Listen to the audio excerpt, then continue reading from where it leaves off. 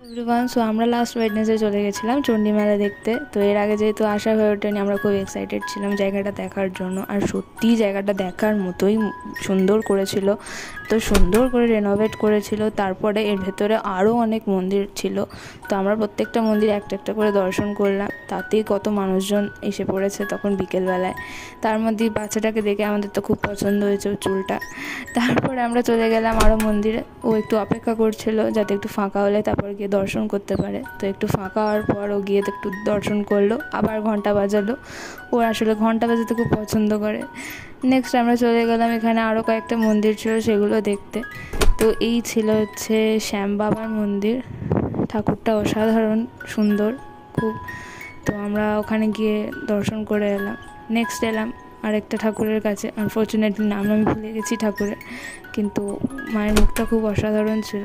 Next আমরা চলে এসেছিলাম মেন চণ্ডী মায়ের মন্দিরে পুজো দিতে। তো আমরা ওয়েট করছিলাম ঠাকুরমশাইয়ের জন্য, আমাদের নামে পুজো দেওয়ার জন্য। তারপর পুজো দেওয়া হয়ে গেলে একটু আরতির তাপ নিয়েছিলাম। তারপর আবার ফিরে গেছিলাম এই বৈষ্ণোদেবীর মন্দিরে। তো এত সুন্দর জায়গাটা যে কি বলবো, এত সুন্দর করে চারদিক সাজিয়েছে। আর মায়ের মূর্তিটাও কি অসাধারণ, কি মায়াবী, দেখলেই ভক্তি চলে আসে।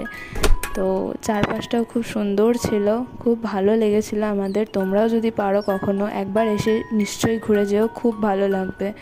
তো তারপরে আমরা আবার হাঁটতে হাঁটতে চলে গেছি মেলার ভেতরে। তো মেলার মধ্যে ঘুরতে ঘুরতে তো অবশ্যই খিদে পেয়ে গেছে। তো আমরা স্টার্ট করে দিয়েছি খেতে। তা এত খিদে পেয়েছিল, ও আর আমি দুজনে মিলে পাপড়ি চাট খেতে স্টার্ট করে দিয়েছি। এত টেস্টি ছিল পাপড়ি চাট যে আমরা খাবারের দিক থেকে চোখই সরাতে পারছিলাম না। আর তারপরে খাওয়া দাওয়ার পর্ব মিটে এবার চলে এলাম আসল মেলাতে। মেলায় কত দোকান বসেছে। তো জায়গাটা অত্যন্ত বড় ছিল। প্রত্যেকটা জায়গা ঘুরতে ঘুরতে দেখলাম আরতির টাইম হয়ে গেছে। তো আবার চলে গেলাম মন্দিরের ভেতরে আরতি দেখতে। তো মোমেন্টটা খুব সুন্দর লাগছিলো। তারপরে আবার চলে গেলাম মেলার মধ্যে।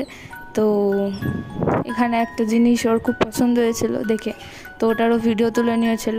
তারপর আমরা হাঁটতে হাঁটতে আবার চলে এলাম একটা জায়গায়। সেখান থেকে আমরা কি রিং কিনেছিলাম দুটো, তার একটা কি রিং হোল্ডারও কিনেছিলাম। সো আমাদের ঘোরা প্রায় অলমোস্ট কমপ্লিট। সো কেমন লাগলো ভিডিও অবশ্যই জানাতে ভুলবে না। আর আজকের মতো টাটা।